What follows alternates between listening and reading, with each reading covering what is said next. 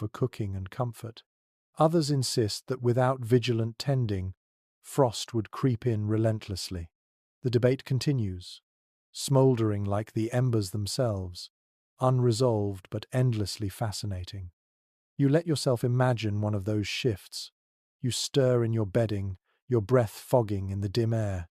Someone rises beside you, maybe a father, maybe an aunt, and pads quietly to the fire. The sound of logs shifting is soft but reassuring. Sparks flare, shadows leap across the lodge walls, and warmth pushes back against the chill seeping from the earth. You relax again, knowing someone else is watching.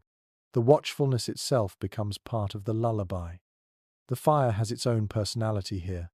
It hisses when damp wood meets heat. It roars when a log catches properly. It sighs into embers when left too long alone.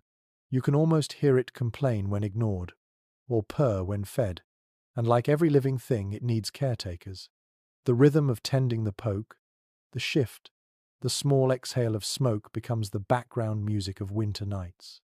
You lie back under your furs and let the warmth creep into your bones.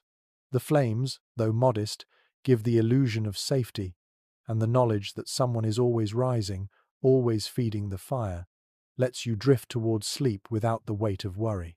Out here, on a plane that could kill you with a single lapse, that trust is worth more than any quilt or covering. And so you learn that survival in the lodge wasn't silent endurance. It was teamwork, vigilance, and the quiet hum of duty shared between generations. Each log tossed onto the flames was a promise whispered in the dark. We will keep you warm until morning. The fire glows steadily, but you notice another trick at play. Near the edge of the lodge, someone has slipped smooth stones close to the flames. They lie there quietly, heating in silence, gathering energy as if they're storing the day's sun.